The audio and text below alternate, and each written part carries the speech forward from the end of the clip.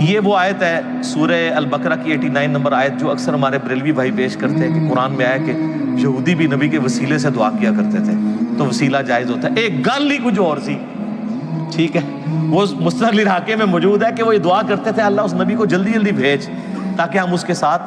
تو وہ جو اللہ کہہ رہا ہے نا کہ پہلے تو تم اس نبی کے ذریعے سے جنگوں میں فتح مانگا کرتے تھے، مراد یہ کہ کہتے تھے کہ جنگ میں فتح ہوگی جب یہ میرے پیغمبر آئیں گے، اب جب آئے تو انکاری ہو گئے۔ تو وسیلہ اور توسل پہ میرا مسئلہ 43 دیکھ لیں، اس میں نے اس آیت کو کوٹ کیا تھا، اور آپ دیکھیں جو ہدایت یہود و نصارہ کے پاس ریٹن فارم میں تھی انہوں نے انکار کیا، ان کو فائدہ نہیں ہوا، اور جن کے لیے نہیں تھی انہوں نے یہودیوں سے سن کے قبول کر لیا، دنیا کے امام بن گئے۔ اوس اور خزرج، اوس اور خزرج جنگجو تھے عرب کے، مشرکین عرب کے قبائل، جب بھی یہودیوں سے لڑتے تھے، یہودی چونکہ دنیا دار، دنیا پرست، بزدل، ہمیشہ یہ جنگ میں مار کھاتے تھے، تو یہ کہتے تھے بچو جی اب تو مار رہے ہو نا، جب وہ آخری نبی آئیں گے نا ہم ان کے ساتھ مل کے پوری دنیا پہ غلبہ کر لیں گے۔ تو یہ اوس اور خزرج کے کان پک چکے تھے یہ بات سن سن کے، اور وہ ڈرتے تھے کہ یار ان کا مسیحا کب آئے گا، وہ منجی اور ہادی بن کے، یعنی محمد رسول اللہ صلی اللہ علیہ وسلم۔ جب وہ آئے تو یہ تو اپنے بابوں کے پیچھے لگ گئے علماء یہود کے۔ اوس اور خزرج نے یہودیوں سے پہلے ہی انہوں نے کہا یار یہ وہی پیغمبر نہ ہو، حج پہ آئے ہوئے تھے، وہاں دیکھا حضور علیہ السلام خیموں میں دعوت دے رہے ہیں، انہوں نے کہا اس سے پہلے کہ یہودی ایمان لے کے رہے تم ہی ایمان لے کے ان کو اپنا لیڈر بنا لو، اور ساتھ پھر اللہ نے دنیا کے امام ان کو بنا دیا۔ اسی لیے ہم کہتے ہیں کہ یہ ضروری نہیں ہوتا کہ آپ محنت جس جگہ کر رہے ہیں وہیں پہ رزلٹ نکلے، رزلٹ کہیں اور نکل سکتا ہے۔ مودودی صاحب کی پوری محنت سب کانٹیننٹ میں ہے، رزلٹ نکل رہا ہے الجزائر کے اندر، مصر کے اندر، افریقہ کے اندر، وہاں ان کو ایز اے ٹیکسٹ بک۔ اور آج جو مسلمانوں کا سب سے پاپولر لیڈر ہے طیب اردگان، وہ کہتے ہیں میرا روحانی مرشد جو ہے مودودی ہے۔ تو سر رزلٹ کہیں اور نکلے گا، وہ اللہ کو پتہ رزلٹ کہاں نکالنا ہے، جو قبول کر لے گا، ورنہ چچا ہوگا ابو لہب ہوگا۔ اور بلال حبشہ سے آیا ہوا ہے جس کے بارے میں بخاری میں آتا ہے سیدنا بلال، سیدنا عمر کہتے تھے ابو بکر ہمارے سید ہیں جس نے ہمارے سید بلال کو آزاد کروایا، رضی اللہ عنہم اجمعین وعلیہم السلام اجمعین۔ تو جو محنت کرے گا میرے بھائی اس کو رزلٹ ملے گا۔ میرے خیال ہے اسی آیت کے اوپر ہم کنکلوڈ کرتے ہیں، اگلی دفعہ انشاءاللہ یہیں سے اس کو آگے لے کے چلیں گے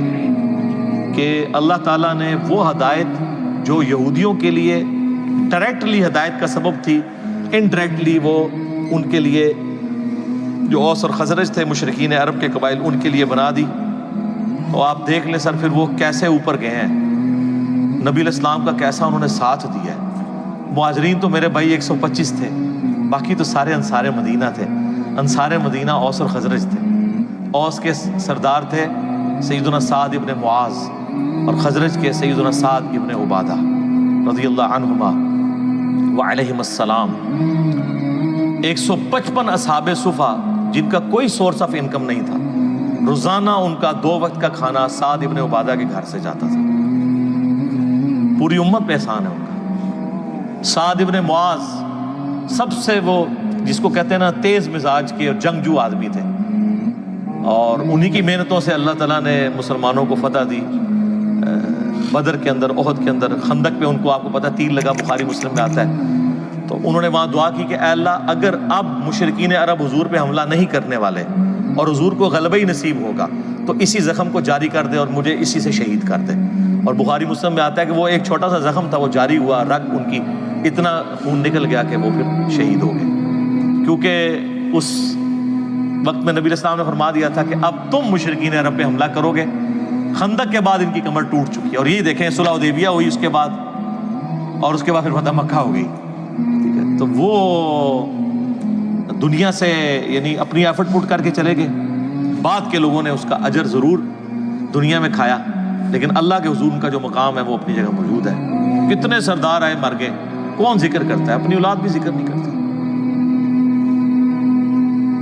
آج ہم ذکر کرتے ہیں تو دل سے دعا نکلتی ہے کہ انہوں نے اسلام کے لیے کیا کچھ کنٹریبیوٹ کیا۔ اللہ تعالیٰ سے دعا ہے جو حق بات میں نے کہی اللہ تعالیٰ ہمارے دلوں میں راسخ فرمائے، اگر جذبات میں میرے منہ سے کوئی غلط بات نکل گئی اللہ تعالیٰ ہمیں معاف کر دے، ہمارے دلوں سے بھی محو کر دے اسے،